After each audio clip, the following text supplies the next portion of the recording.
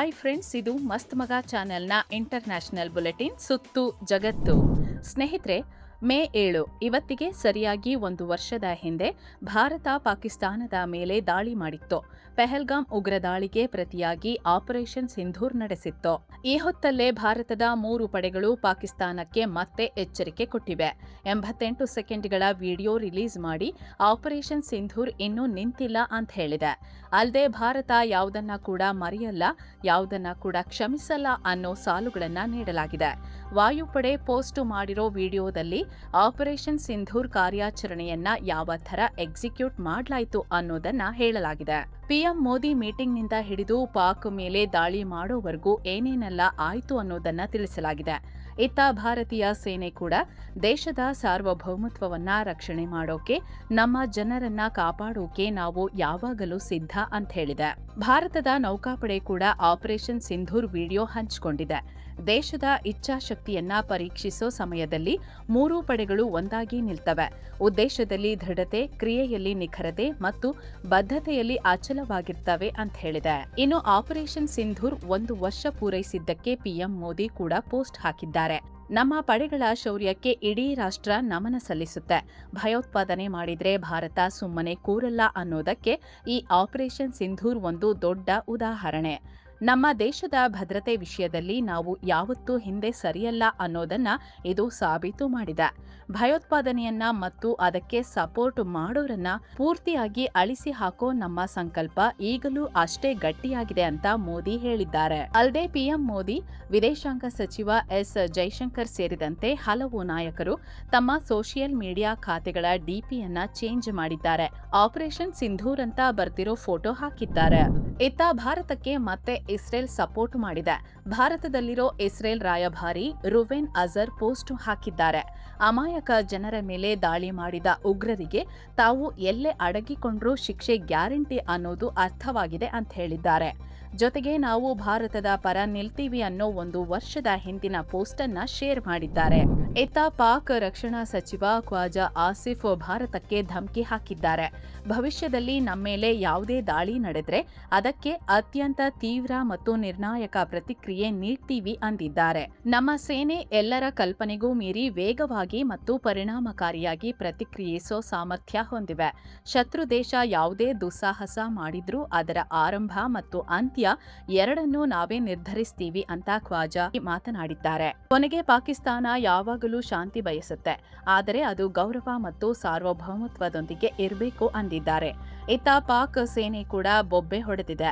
ಭವಿಷ್ಯದಲ್ಲಿ ಯಾವುದೇ ಸವಾಲು ಎದುರಾದ್ರೂ ಅಥವಾ ಯಾರಾದ್ರೂ ನಮ್ಮ ಮೇಲೆ ದಾಳಿ ಮಾಡೋಕೆ ಬಂದ್ರೂ ಅವರಿಗೆ ಸರಿಯಾಗಿ ಪೆಟ್ಟು ಕೊಡ್ತೀವಿ ಅಂತ ಹೇಳಿದೆ. ಅಲ್ಲದೆ ನಮ್ಮ ಸೇನಾ ಸಾಮರ್ಥ್ಯವನ್ನ ಹೆಚ್ಚು ಮಾಡ್ಕೋತೀವಿ. ಕಳೆದ ವರ್ಷ ಭಾರತದ ಜೊತೆಗಿನ ಸಂಘರ್ಷ ಒಂದು ನಿರ್ಣಾಯಕ ಅಧ್ಯಾಯ ಅಂತ ಪಾಕ್ ಸೇನೆ ಹೇಳ್ಕೊಂಡಿದೆ.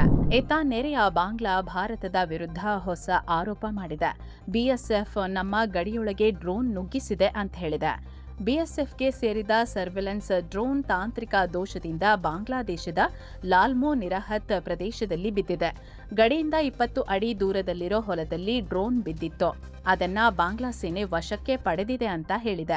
ಅಲ್ಲದೆ ಪಶ್ಚಿಮ ಬಂಗಾಳದ ಕೂಚ್ ಬೆಹಾರ್ ಜಿಲ್ಲೆಯ ಬಿಎಸ್ಎಫ್ ಕ್ಯಾಂಪ್ನಿಂದ ಗಡಿ ಭಾಗದ ಮೇಲೆ ಕಣ್ಗಾವಲು ನಡೆಸೋಕೆ ಇದನ್ನ ಹಾರಿಸಿದ್ರು ಅಂತ ಬಾಂಗ್ಲಾ ಹೇಳಿದೆ. ಸದ್ಯ ಬಿಎಸ್ಎಫ್ ಈ ವಿಚಾರವಾಗಿ ಯಾವುದೇ ಪ್ರತಿಕ್ರಿಯೆ ಕೊಟ್ಟಿಲ್ಲ.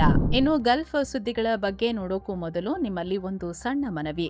ವಿಡಿಯೋ ಕೆಳಗೆ ಜಾಯಿನ್ ಆಪ್ಷನ್ ಇದೆ, ಆಸಕ್ತರು ಜಾಯಿನ್ ಆಗ್ಬೋದು. ಇದರಿಂದ ನಿಮಗೆ ವಿಶೇಷ ವಿಡಿಯೋಗಳು ಸಿಗುತ್ತೆ, ಹಾಗೆ ನಮ್ಮ ತಂಡಕ್ಕೆ ಬೆಂಬಲ ಕೊಟ್ಟಂತೆಯೂ ಆಗುತ್ತೆ. ಆಸಕ್ತರು ಕನ್ಸಿಡರ್ ಮಾಡಬಹುದು. ಇನ್ನು ಇರಾನ್ ಧ್ವಜ ಹೊತ್ತ ಎಂಟಿ ಹಸ್ನಾ ಅನ್ನೋ ತೈಲ ಟ್ಯಾಂಕರ್ ಮೇಲೆ ಅಮೆರಿಕ ದಾಳಿ ಮಾಡಿದೆ. ಈ ಹಡಗಿಗೆ ಹಲವಾರು ಬಾರಿ ಎಚ್ಚರಿಕೆ ನೀಡಿದ್ರೂ ಹಡಗಿನ ಸಿಬ್ಬಂದಿ ಯಾವುದೇ ಪ್ರತಿಕ್ರಿಯೆ ನೀಡದೆ ಇರಾನ್ ಕಡೆ ಹೋಗ್ತಿದ್ರು ಅಂತ ಅಮೆರಿಕದ ಸೆಂಟ್ರಲ್ ಕಮಾಂಡ್ ತಿಳಿಸಿದೆ. ಹೀಗಾಗಿ FA-18 ಫೈಟರ್ ಜೆಟ್ ಮೂಲಕ ಹಡಗಿನ ಮೇಲೆ 20 ಸಲ ಗುಂಡಿನ ದಾಳಿ ನಡೆಸಲಾಗಿದೆ. ಈ ದಾಳಿಲಿ ಹಡಗಿನ ಚುಕ್ಕಾಣಿ ರಡರ್ ಹಾನಿಗೀಡಾಗಿದ್ದು ಹಡಗು ಮುಂದೆ ಸಾಗದಂತೆ ನಿಷ್ಕ್ರಿಯಗೊಳಿಸಲಾಗಿದೆ ಅಂತ ತಿಳಿಸಿದೆ. ಈ ಮೂಲಕ ನಮ್ಮ ದಿಗ್ಬಂಧನ ಇನ್ನು ಜಾರಿಯಲ್ಲಿದೆ ಅಂತ ಅಮೆರಿಕ ಎಚ್ಚರಿಸಿದೆ. ಸದ್ಯ ಯುದ್ಧವನ್ನ ಕೊನೆಗೊಳಿಸೋಕೆ ಸಂಧಾನ, ಮಾತುಕತೆ ಕೂಡ ನಡೀತಿದೆ. ಈ ಟೈಮಲ್ಲೇ ಅಮೆರಿಕ ಈ ದಾಳಿ ಮಾಡಿದೆ. ಇರಾನ್ ಈ ದಾಳಿ ಬಗ್ಗೆ ಯಾವುದೇ ಪ್ರತಿಕ್ರಿಯೆ ನೀಡಿಲ್ಲ.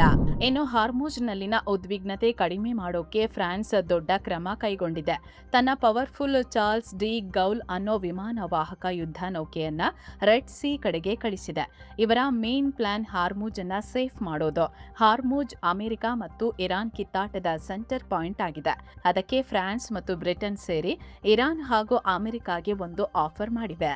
ಇರಾನ್ ತನ್ನ ಹಡಗುಗಳಿಗೆ ದಾರಿ ಬೇಕು ಅಂದ್ರೆ ನ್ಯೂಕ್ಲಿಯರ್ ಮತ್ತು ಮಿಸೈಲ್ ವಿಚಾರವಾಗಿ ಅಮೆರಿಕ ಜೊತೆ ಮಾತುಕತೆ ನಡೆಸಬೇಕು. ಪ್ರತಿಯಾಗಿ ಅಮೆರಿಕ ಅಲ್ಲಿ ಹಾಕಿರೋ ಬ್ಲಾಕೆಡ್ ತೆಗೆಯಬೇಕು ಅಂತ ಈ ಎರಡೂ ದೇಶಗಳು ಹೇಳ್ತಿವೆ. ಈ ಎರಡು ದೇಶಗಳು ಒಪ್ಪಿದ್ರೆ ಅಲ್ಲಿ ಮೂರನೇ ದೇಶದ ಸೈನ್ಯನ ಇಳಿಸಿ ಹಡಗುಗಳಿಗೆ ರಕ್ಷಣೆ ಕೊಡೋಕೆ ಫ್ರಾನ್ಸ್ ರೆಡಿ ಇದೆ. ಹಾಗಾಗಿ ಫ್ರಾನ್ಸ್ ಈ ಯುದ್ಧ ನೌಕೆಗಳನ್ನ ಕಳಿಸ್ತಾ ಇದೆ. ಈ ನಡುವೆ ಅಮೆರಿಕ ಮತ್ತು ಇರಾನ್ ಯುದ್ಧವನ್ನ ಪರ್ಮನೆಂಟ್ ಆಗಿ ಕೊನೆಗೊಳಿಸೋಕೆ ಇನ್ನೊಂದು ವಾರ ಬೇಕಾಗಬಹುದು ಅಂತ ಟ್ರಂಪ್ ಹೇಳಿದ್ದಾರೆ. ಫಾಕ್ಸ್ ನ್ಯೂಸ್ ಜೊತೆ ಮಾತಾಡುವಾಗ ಟ್ರಂಪ್ ಈ ಟೈಮ್ ಲೈನ್ ಕೊಟ್ಟಿದ್ದಾರೆ. ಅಲ್ಲದೆ ಈ ಮಾತುಕತೆ ಬಗ್ಗೆ ಇರಾನ್ ಅವರು ತುಂಬಾನೇ ಪಾಸಿಟಿವ್ ಆಗಿ ಕಾಣಿಸ್ತಿದ್ದಾರೆ ಅಂತ ಟ್ರಂಪ್ ಹೇಳಿದ್ದಾರೆ. ಇನ್ನು ಟ್ರಂಪ್ ಹಡಗುಗಳಿಗೆ ರಕ್ಷಣೆ ಕೊಡೋಕೆ ತಾವೇ ಶುರು ಮಾಡಿದ್ದ ಪ್ರಾಜೆಕ್ಟ್ ಫ್ರೀಡಮ್ ಆಪರೇಷನ್ ಅನ್ನ ನಿಲ್ಲಿಸಿದ್ರು. ಈಗ ಆಪರೇಷನ್ ನಿಲ್ಲಿಸೋಕೆ ಕಾರಣ ಏನು ಅಂತ ಗೊತ್ತಾಗಿದೆ. ಇಲ್ಲಿ ಸೌದಿ ಅರೇಬಿಯಾ ಅಮೆರಿಕಾಗೆ ಶಾಕ್ ಕೊಟ್ಟಿದೆ ಅನ್ನೋ ಮಾಹಿತಿ ಬಹಿರಂಗ ಆಗಿದೆ. ಟ್ರಂಪ್ ಸಡನ್ ಆಗಿ ಈ ಪ್ಲಾನ್ ಅನೌನ್ಸ್ ಮಾಡಿದ್ದು ಸೌದಿಗೆ ಕೋಪ ತರಿಸಿತ್ತು. ಹೀಗಾಗಿ ತಮ್ಮ ಪ್ರಿನ್ಸ್ ಸುಲ್ತಾನ್ ಏರ್ಬೇಸ್ ಬಳಸಿಕೊಳ್ಳೋಕೆ ಮತ್ತು ತಮ್ಮ ದೇಶದ ಮೇಲೆ ಅಮೆರಿಕ ವಿಮಾನಗಳು ಹಾರೋಕೆ ಬಿಡಲ್ಲ ಅಂತ ಸೌದಿ ಹೇಳಿತ್ತು. ಈ ಬಗ್ಗೆ ಟ್ರಂಪ್ ಸೌದಿ ಯುವರಾಜ ಮೊಹಮ್ಮದ್ ಬಿನ್ ಸಲ್ಮಾನ್ ಜೊತೆ ಫೋನ್ನಲ್ಲಿ ಮಾತಾಡಿದ್ರು. ಆದ್ರೂ ಪ್ರಾಬ್ಲಮ್ ಸಾಲ್ವ್ ಆಗಿಲ್ಲ. ಕೇವಲ ಸೌದಿ ಮಾತ್ರವಲ್ಲ, ಕತಾರ್ ಹಾಗೂ ಒಮಾನ್ ದೇಶಗಳಿಗೂ ಈ ಆಪರೇಷನ್ ಬಗ್ಗೆ ಮೊದಲೇ ಮಾಹಿತಿ ಇರಲಿಲ್ಲ. ಹೀಗಾಗಿ ಅಮೆರಿಕ ಮಿತ್ರ ರಾಷ್ಟ್ರಗಳು ಟ್ರಂಪ್ ಮೇಲೆ ಸಿಟ್ಟಾಗಿದ್ರು. ಅದಕ್ಕಾಗಿ ಟ್ರಂಪ್ ಪ್ರಾಜೆಕ್ಟ್ ಫ್ರೀಡಮ್ ಅನ್ನ ಸ್ಟಾಪ್ ಮಾಡಿದ್ರು ಅಂತ ವರದಿಯಾಗಿದೆ. ಆದ್ರೆ ವೈಟ್ ಹೌಸ್ ಮಾತ್ರ ನಾವು ಮೊದಲೇ ನಮ್ಮ ಮಿತ್ರ ದೇಶಗಳಿಗೆ ತಿಳಿಸಿದ್ವಿ ಅಂತ ಬೇರೆಯದ್ದೇ ಹೇಳಿಕೆ ಕೊಟ್ಟಿದೆ. ಇದುವರೆಗೂ ಮುಖ ದರ್ಶನ ಮಾಡದ ಇರಾನ್ನ ಸುಪ್ರೀಂ ಲೀಡರ್ ಮೊಜ್ತಬಾ ಖಾಮಿನೈರ ಆರೋಗ್ಯದ ಬಗ್ಗೆ ಅಪ್ಡೇಟ್ ಬಂದಿದೆ. ಈ ಮೊಜ್ತಬಾ ಖಾಮಿನೈ ಪ್ರಜ್ಞಾಹೀನ ಸ್ಥಿತಿಯಲ್ಲಿದ್ದು ಕೋಮ್ ಸಿಟಿಲಿ ಚಿಕಿತ್ಸೆ ಪಡೆಯುತ್ತಿದ್ದಾರೆ ಅಂತ ದಿ ಟೈಮ್ಸ್ ವರದಿ ಮಾಡಿದೆ. ಈ ಕಾರಣದಿಂದ ದೇಶದ ಯಾವುದೇ ಪ್ರಮುಖ ನಿರ್ಧಾರಗಳನ್ನ ತಗೊಳ್ಳೋಕೆ ಆಗ್ತಿಲ್ಲ ಅಂತ ಅಮೆರಿಕ ಮತ್ತು ಇಸ್ರೇಲ್ನ ಇಂಟೆಲಿಜೆನ್ಸ್ನಿಂದ ಗೊತ್ತಾಗಿದೆ. ಅಂದಹಾಗೆ ಕಳೆದ ಫೆಬ್ರವರಿಯಲ್ಲಿ ಅಮೆರಿಕ ಮತ್ತು ಇಸ್ರೇಲ್ ನಡೆಸಿದ ಏರ್ ಸ್ಟ್ರೈಕ್ನಲ್ಲಿ ಮುಜ್ತಬಾ ಗಾಯಗೊಂಡಿದ್ರು ಎನ್ನಲಾಗಿತ್ತು. ಅಂದಿನಿಂದ ಈ ಖಾಮಿನೈ ಮುಖ ದರ್ಶನ ಕೂಡ ಮಾಡಿಲ್ಲ. ಬರೀ ಮೆಸೇಜ್ ಕಳಿಸ್ತಿದ್ದಾರೆ. ಆದ್ರೆ ಇರಾನ್ ಮುಜ್ತಬಾ ಚೆನ್ನಾಗಿದ್ದಾರೆ, ಅವರಿಗೇನು ಆಗಿಲ್ಲ ಅಂದಿತ್ತು. ಈಗ ಈ ರಿಪೋರ್ಟ್ ಬಂದಿದೆ. ಇತ್ತ ಹತ್ಯೆಯಾದ ಇರಾನ್ ಸುಪ್ರೀಂ ಲೀಡರ್ ಅಯಾತೊಲ್ಲಾ ಅಲಿ ಖಾಮಿನೈರ ಅಂತ್ಯ ಸಂಸ್ಕಾರಕ್ಕೆ ಕೋಮ್ ಸಿಟಿಲಿ ಸಿದ್ಧತೆ ನಡೀತಿದೆ ಅಂತ ಹೇಳಲಾಗ್ತಿದೆ. ಮಿಡಲ್ ಈಸ್ಟ್ನಲ್ಲಿ ಶಾಂತಿ ಒಪ್ಪಂದ ಆಗಬಹುದು ಅನ್ನೋ ನಿರೀಕ್ಷೆ ಇದ್ರೂ ಕಚ್ಚಾ ತೈಲದ ಬೆಲೆ ಮತ್ತೆ ಏರಿಕೆಯಾಗಿದೆ. ಒಂದು ಬ್ಯಾರೆಲ್ ಕಚ್ಚಾ ತೈಲದ ಬೆಲೆ $101 ತಲುಪಿದೆ. ಇತ್ತ ಇಸ್ರೇಲ್ ಮತ್ತು ಹೆಜ್ಬುಲ್ಲಾಗಳ ನಡುವಿನ ಹೊಡೆದಾಟ ಮತ್ತಷ್ಟು ತೀವ್ರ ಸ್ವರೂಪ ಪಡ್ಕೊಂಡಿದೆ. ಈಗ ಇಸ್ರೇಲ್ ದಕ್ಷಿಣ ಮತ್ತು ಪೂರ್ವ ಲೆಬನಾನ್ ಮೇಲೆ ಭೀಕರ ಏರ್ ಸ್ಟ್ರೈಕ್ ಮಾಡಿದೆ. 13 ಜನ ಸಾವನ್ನಪ್ಪಿದ್ದಾರೆ, ಹಲವರು ಗಾಯಗೊಂಡಿದ್ದಾರೆ. ಅಲ್ಲದೆ ಇಸ್ರೇಲ್ ಸೇನೆ ದಕ್ಷಿಣ ಲೆಬನಾನ್ನ 12 ಗ್ರಾಮಗಳ ಜನರಿಗೆ ಮನೆ ಬಿಟ್ಟು ಹೋಗುವಂತೆ ಆದೇಶ ನೀಡಿದೆ. ಇತ್ತ ಲೆಬನಾನ್ ರಾಜಧಾನಿ ಬೈರೂತ್ ಮೇಲೂ ಇಸ್ರೇಲ್ ದಾಳಿ ಮಾಡಿದೆ. ಇಸ್ರೇಲ್ ಹೆಜ್ಬೊಲ್ಲಾಗಳ ಮಧ್ಯೆ ಕದನ ವಿರಾಮ ಏರ್ಪಟ್ಟ ನಂತರ ಮೊದಲ ಬಾರಿಗೆ ಇಲ್ಲಿ ದಾಳಿ ಮಾಡಿದೆ. ಹೆಜ್ಬೊಲ್ಲಾದ ರದ್ವಾನ್ ಪೋಸ್ಟ್ನ ಸೀನಿಯರ್ ಕಮಾಂಡರ್ ಮಾಲಿಕ್ ಬಲೌಟ್ನನ್ನ ಹೊಡೆದಾಕಿದೆ. ಈತನ ಜೊತೆಗೆ ಈತನ ಸಹಾಯಕ ಸೇರಿದಂತೆ ಹಲವು ಹೆಜ್ಬೊಲ್ಲಾ ಉಗ್ರರನ್ನ ಮುಗಿಸಿದ್ದೀವಿ ಅಂತ ಇಸ್ರೇಲ್ ಸೇನೆ ಹೇಳಿದೆ. ಇನ್ನು ಹೆಜ್ಬೊಲ್ಲಾಗಳು ಪ್ರತಿದಾಳಿ ಮಾಡಿದ್ದಾರೆ. ದಕ್ಷಿಣ ಲೆಬನಾನ್ನಲ್ಲಿರೋ ಇಸ್ರೇಲ್ ಸೈನಿಕರನ್ನ ಗುರಿಯಾಗಿಸಿ ಡ್ರೋನ್ ದಾಳಿ ಮಾಡಿದ್ದಾರೆ. ಪರಿಣಾಮ 4 ಇಸ್ರೇಲ್ ಸೈನಿಕರು ಗಾಯಗೊಂಡಿದ್ದಾರೆ.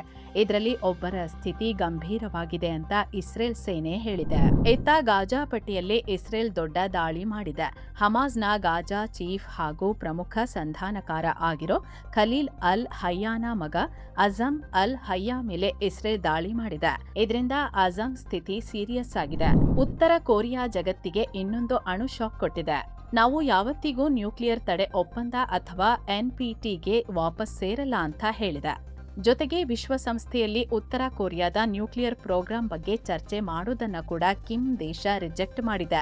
ನ್ಯೂಯಾರ್ಕ್ನಲ್ಲಿ ನಡೆಯುತ್ತಿರೋ 11ನೇ NPT ರಿವ್ಯೂ ಮೀಟಿಂಗ್ನಲ್ಲಿ ಈ ಡೆವಲಪ್ಮೆಂಟ್ ಆಗಿದೆ. ಈ ಮೀಟಿಂಗ್ನಲ್ಲಿ ಅಮೆರಿಕ ಮತ್ತು ಕೆಲವು ವೆಸ್ಟರ್ನ್ ದೇಶಗಳು ಉತ್ತರ ಕೊರಿಯಾ ಬಗ್ಗೆ ಟೀಕೆ ಮಾಡಿದ್ವು. ಇದರ ಜೊತೆಗೆ ದಕ್ಷಿಣ ಕೊರಿಯಾ, ಫ್ರಾನ್ಸ್ ಸೇರಿ ಉತ್ತರ ಕೊರಿಯಾದ ನ್ಯೂಕ್ಲಿಯರ್ ಚಾಲೆಂಜ್ ಅನ್ನೋ ಟಾಪಿಕ್ ಮೇಲೆ ಸ್ಪೆಷಲ್ ಮೀಟಿಂಗ್ ಕೂಡ ನಡೆಸಿದ್ದು. ಇದಕ್ಕೆ ತಿರುಗೇಟು ಕೊಟ್ಟಿರೋ ಉತ್ತರ ಕೊರಿಯಾದ ರಾಯಭಾರಿ ಕಿಮ್ ಸಾಂಗ್, ನಾವು ಯಾವುದೇ ಕಾರಣಕ್ಕೂ ಎನ್ಪಿಟಿಗೆ ಬದ್ಧವಾಗಿಲ್ಲ ಅಂತ ಹೇಳಿದ್ದಾರೆ. ಹೊರಗಿನವರ ಪ್ರೆಷರ್ನಿಂದ ನಮ್ಮ ನ್ಯೂಕ್ಲಿಯರ್ ಸ್ಟೇಟಸ್ ಬದಲಾಗಲ್ಲ. ಅಣ್ವಸ್ತ್ರ ಇಟ್ಕೊಳ್ಳೋದು ನಮ್ಮ ಹಕ್ಕು, ಅದು ನಮ್ಮ ರಕ್ಷಣೆಗೆ ಬೇಕೇ ಬೇಕು. ಇದನ್ನ ನಾವು ನಮ್ಮ ಸಂವಿಧಾನದಲ್ಲೇ ಬರೆದಿದ್ದೀವಿ, ಇದನ್ನ ಚೇಂಜ್ ಮಾಡೋಕೆ ಆಗಲ್ಲ ಅಂತ ಸ್ಪಷ್ಟಪಡಿಸಿದ್ದಾರೆ. ಅಲ್ಲದೆ ಅಮೆರಿಕ ಮತ್ತು ಕೆಲವು ದೇಶಗಳು ನಮ್ಮ ಬಗ್ಗೆ ಮಾತಾಡ್ತಿರೋದು ನಾಚಿಕೆಗೇಡಿನ ಕೆಲಸ ಅಂತ ಕಿಮ್ ಸಾಂಗ್ ಬೈದಿದ್ದಾರೆ. ಎನ್ಪಿಟಿ ಮೀಟಿಂಗ್ ತನ್ನ ಒರಿಜಿನಲ್ ಉದ್ದೇಶ ಬಿಟ್ಟು ಅಮೆರಿಕ ಕೈಗೊಂಬೆಯಾಗಿ ಬೇರೆ ದೇಶಗಳನ್ನ ಟೀಕೆ ಮಾಡೋ ವೇದಿಕೆ ಆಗಿದೆ ಅಂತ ಕಿಮ್ ಸಿಟ್ಟಾಗಿದ್ದಾರೆ. ಅಷ್ಟೇ ಅಲ್ಲ, ಅಮೆರಿಕಾನೇ ಈ ಒಪ್ಪಂದವನ್ನ ಮುರಿದಿದೆ ಅಂತ ಕಿಮ್ ಸಾಂಗ್ ಆರೋಪ ಮಾಡಿದ್ದಾರೆ. ಅವರು ನ್ಯೂಕ್ಲಿಯರ್ ವೆಪನ್ಸ್ ಕಮ್ಮಿ ಮಾಡ್ತಿಲ್ಲ, ಬದಲಾಗಿ ಬೇರೆ ದೇಶಗಳಿಗೆ ನ್ಯೂಕ್ಲಿಯರ್ ಸಬ್ಮರೀನ್ ಟೆಕ್ನಾಲಜಿ ಕೊಡ್ತಿದ್ದಾರೆ ಅಂತ ಹೇಳಿದ್ದಾರೆ. ಆ ಮೂಲಕ ಇತ್ತೀಚೆಗೆ ದಕ್ಷಿಣ ಕೊರಿಯಾಗೆ ನ್ಯೂಕ್ಲಿಯರ್ ಸಬ್ಮರೀನ್ ಮಾಡಿಕೊಡೋಕೆ ಅಮೆರಿಕ ಒಪ್ಪಂದ ಮಾಡಿಕೊಂಡಿದ್ದನ್ನ ಟಾರ್ಗೆಟ್ ಮಾಡಿದ್ದಾರೆ. ಅಂದಹಾಗೆ ಈ ಎನ್ಪಿಟಿ ಅಂದ್ರೆ ನ್ಯೂಕ್ಲಿಯರ್ ನಾನ್ ಪ್ರೊಲಿಫರೇಷನ್ ಟ್ರೀಟಿ.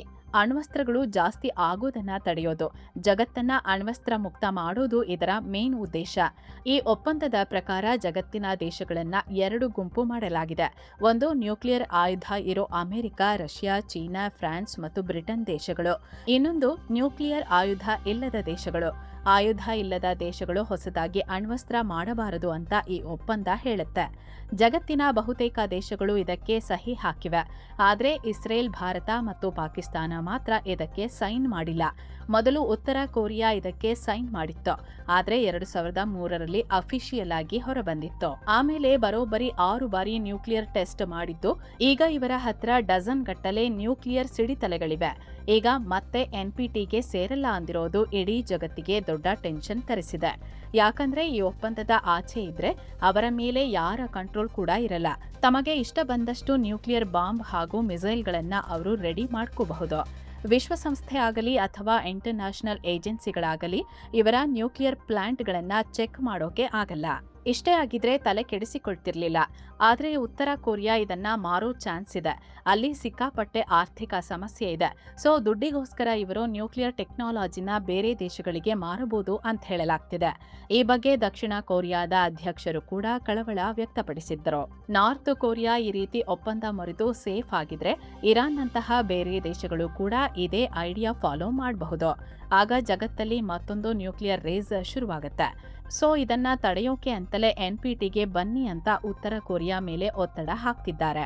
ಆದ್ರೆ ಕಿಮ್ರ ನಾರ್ತ್ ಕೊರಿಯಾ ಮಾತ್ರ ಈ ಥರ ಹೇಳ್ತಿದೆ. ಚೀನಾ ತನ್ನ 5ನೇ ಜನರೇಷನ್ನ J-35AE ಸ್ಟೆಲ್ತ್ ಫೈಟರ್ ಜೆಟ್ ಅನ್ನ ರಿವೀಲ್ ಮಾಡಿದೆ. ಇದು ಅಮೆರಿಕಾದ F-35 ವಿಮಾನದ ಕಾಪಿ. ಅಷ್ಟೇ ಅಲ್ಲ, ಈ ಯುದ್ಧ ವಿಮಾನದ ಮೊದಲ ಗಿರಾಕಿ ಪಾಕಿಸ್ತಾನ ಆಗೋದು ಗ್ಯಾರಂಟಿ ಆಗಿದೆ. ಈ J-35AE ಅನ್ನೋದು ಬೇರೆ ದೇಶಗಳಿಗೆ ಮಾರೋಕೆ ಅಂತಾನೆ ಚೀನಾ ಸ್ಪೆಷಲ್ ಆಗಿ ರೆಡಿ ಮಾಡಿರೋ ವರ್ಷನ್. ಇದೊಂದು ಟ್ವಿನ್ ಎಂಜಿನ್ ಜೆಟ್. ಇದರ ಸ್ಪೀಡ್ ಮ್ಯಾಕ್ 1.8 ಇದೆ. ಗಂಟೆಗೆ 2000 ಕಿಲೋಮೀಟರ್ಗಿಂತ ಹೆಚ್ಚು. ಚೀನಾದ ಶೆನ್ಯಾಂಗ್ ಏರ್ಕ್ರಾಫ್ಟ್ ಕಂಪನಿ ಇದನ್ನ ರೆಡಿ ಮಾಡಿದೆ. ಈ ಕಂಪನಿಗೆ ಪ್ರತಿ 72 ಗಂಟೆ ಅಂದ್ರೆ 3 ದಿನಕ್ಕೆ ಒಂದು ಹೊಸ ಜೆಟ್ ರೆಡಿ ಮಾಡೋ ಕೆಪಾಸಿಟಿ ಇದೆ ಅಂತ ಚೀನಾ ಹೇಳಿಕೊಂಡಿದೆ. ಇದರ ಬೆಲೆ ಸುಮಾರು $35-80 ಮಿಲಿಯನ್ ಇರಬಹುದು ಅಂತ ಅಂದಾಜಿಸಲಾಗಿದೆ. ಆಪರೇಷನ್ ಸಿಂಧೂರ್ನಲ್ಲಿ ಹೊಡೆತ ತಿಂದಿದ್ದ ಪಾಕಿಸ್ತಾನ ಈ 40 ಜೆಟ್ಗಳನ್ನು ಕೊಳ್ಳೋಕೆ ಪ್ಲಾನ್ ಮಾಡಿದೆ. 2026 ಅಥವಾ 2027ರ ವೇಳೆಗೆ ಈ ಜೆಟ್ಗಳು ಪಾಕಿಸ್ತಾನದ ಕೈ ಸೇರಬಹುದು ಅಂತ ವರದಿಯಾಗಿದೆ. ಭಾರತಕ್ಕೆ ಈಗ ನೆರೆಯ ಬಾಂಗ್ಲಾದೇಶದಿಂದ ಮತ್ತೊಂದು ತಲೆನೋವು ಶುರುವಾಗಿದೆ. ಬಾಂಗ್ಲಾದೇಶದ ಹೊಸ ಪ್ರಧಾನಿ ತಾರಿಕ್ ರೆಹಮಾನ್ ಸರ್ಕಾರ ಈಗ ತನ್ನ ತೀಸ್ತಾ ನದಿ ಡೆವಲಪ್ಮೆಂಟ್ ಪ್ರಾಜೆಕ್ಟ್ಗೆ ಚೀನಾದ ಸಪೋರ್ಟ್ ಕೇಳಿದೆ.